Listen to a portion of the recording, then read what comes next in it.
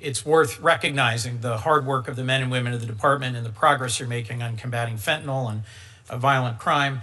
I've long been involved in criminal justice reform, talked with and worked with your predecessor on this. I was pleased to see the president's message during Second Chance Month, where he said he wants to ensure those who take responsibility and seek to rebuild their lives have a chance to succeed. Senator Lee and I have a bill called the Safer Supervision Act. It's co-sponsored by Senators Tillis and Wicker, Kramer and Langford. It's got strong law enforcement and conservative support, and it fits squarely in that framework.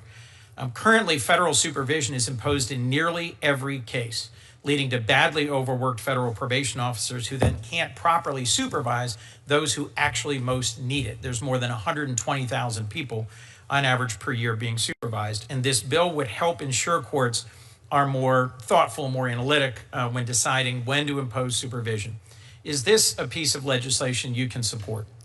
So what you just said, I very much agree with. So without looking at every word of the legislation, there's no disagreement from me on a word you just uttered. Well, thank you. I'd like to work with you on that. Yes, I look forward to that. Let me raise two questions. I've been gravely concerned about IP theft, especially from China, the whole time I've served. I was struck that the department's proposed budget cuts the funds for IP enforcement. Why? And is the department under your leadership committed to protecting American innovation? Very committed. And while you're calling it a cut, Senator, I would say that it's a major focus of every... It's a lack of an increase? Well, no. I don't mean lack of an increase. I mean that we're focused on it at the U.S. Attorney's Office level. So when we take money and spend it around the U.S. Attorney's offices, and so it's baked into that big number, rest assured, every U.S. Attorney's Office, all 93 of them, are focused on the threats that we have from there. And so we're trying to spend our money more wisely. Chair Collins raised a concern about the Violence Against Women Act funds. Let me raise a concern about the Victims of Child Abuse Act programs. Senator Roy Blunt and I worked to reauthorize this program. I've long been actively engaged with it. I've seen how children's advocacy centers in Delaware make a critical difference, bringing together law enforcement, mental health professionals to do child abuse investigations in a child-centered way to make sure children are not re-victimized. The number of victims served by these centers has increased fourfold over 25 years. Why are you proposing cutting this program? So we have asked for $41 million for that program, and I agree with you, and I want to work with you to make sure that we're spending that $41 million where we should. I agree with you; it's extraordinarily important, and has had a lot of success over the past 15, 20 years as it's been up and running. Thank you. Let me return to the line of questioning from the ranking member, Senator Van Hollen, that I strongly agree with. I'm just looking at the settlement agreement in Trump versus IRS. And I just want to make sure I heard you properly when you responded previously. Your announcement said that the fund will send you quarterly reports. Will you commit to making these reports fully public so Americans know who's getting taxpayer dollars out of the settlement fund?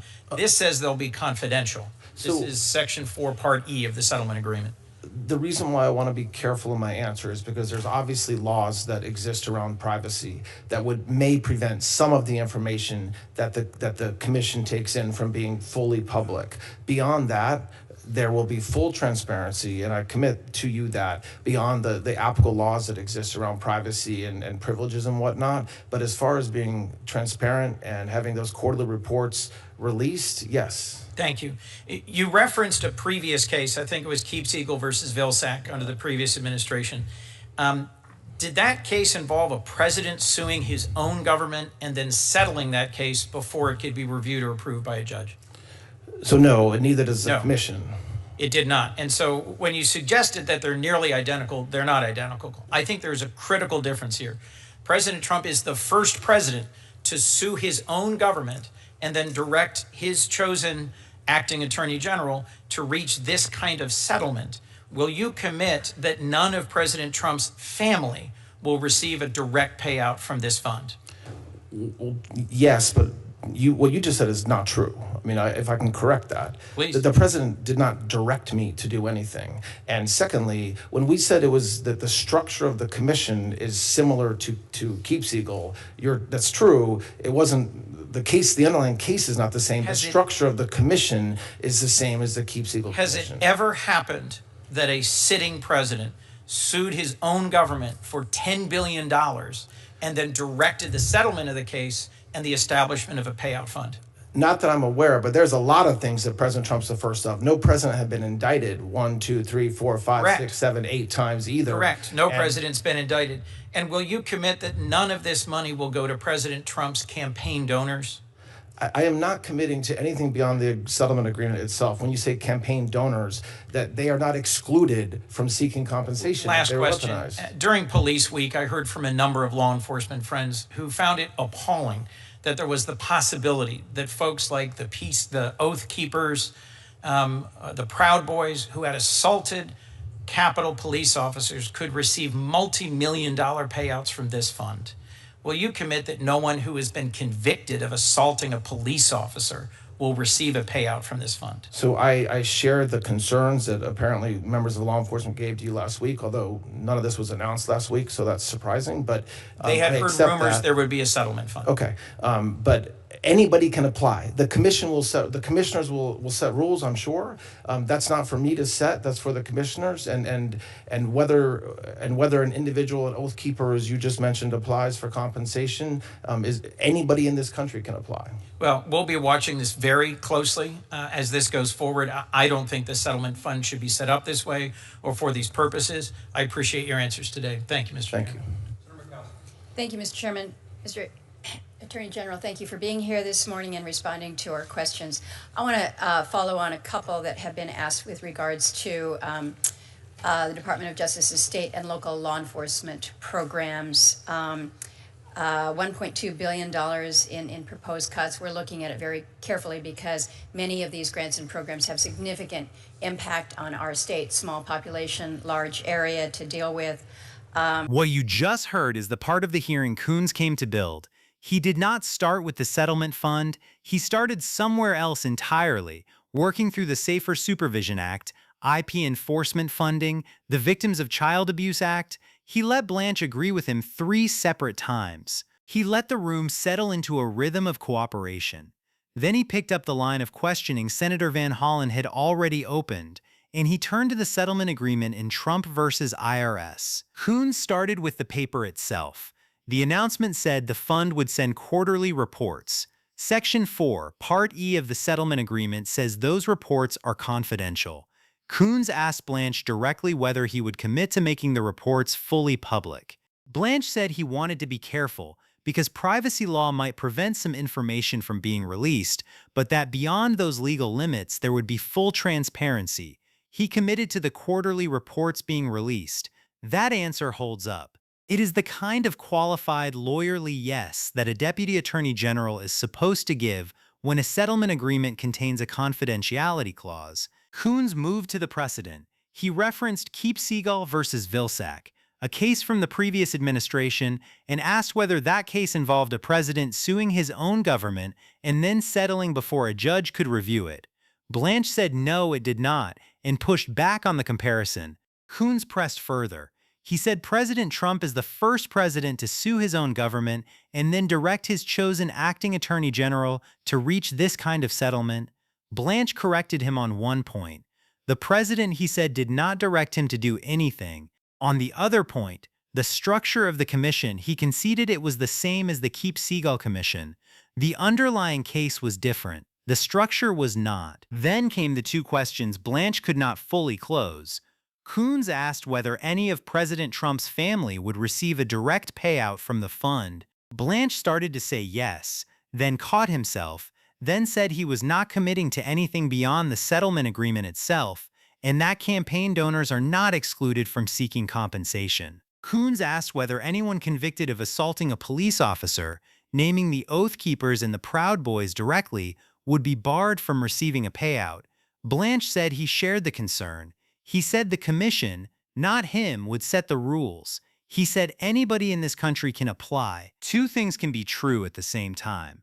Blanche may be entirely correct that the commissioners, not the deputy attorney general, are the ones who will write the eligibility rules for the fund, and that it would overstep his role to issue exclusions on their behalf before that body has convened. He may also be correct that a settlement agreement, once signed, defines its own boundaries, and that a witness should not promise terms that go beyond the document he is bound by.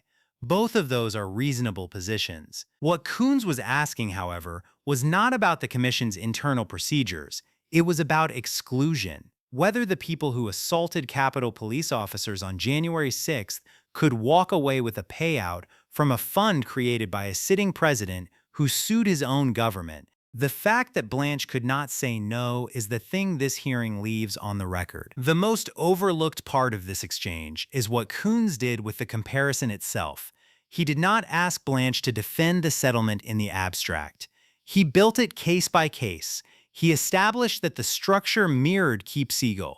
He established that no president had ever sued his own government for $10 billion and then directed the resolution of that suit. When Blanche reached for the only defense available to him, that President Trump has been a first in many things, Coons did not let it stand alone. He noted, without raising his voice, that no president has been indicted between 1 and 8 times either. That is the move of someone who knows that a fact stated plainly does more work than an argument. The transcript now contains every question Coons asked. It contains every answer Blanche gave. It contains the moment where Blanche could have said, "No one convicted of assaulting a law enforcement officer will receive a payout from this fund," and chose to say instead that anybody in this country can apply. Those words travel with this hearing into the Commission's first eligibility decisions, whenever they are made. They travel into the question of who exactly is excluded from a fund built on a settlement that classified its own recipient list as confidential. They travel into the broader pattern Coons has now built across multiple hearings of a deputy attorney general who corrects the framing of a question without closing the door the question actually opened. So was Coons running real oversight, or was he running a political case dressed up as a budget hearing? Was Blanche delivering a defensible position on what a deputy attorney general can commit to ahead of a commission's own rulemaking? Or was he refusing to say the one sentence a witness in his position should have been able to say? Two different stories, same hearing, same official record. Tell me in the comments which version you walked away believing. If you stayed this long, subscribe. This story isn't finished.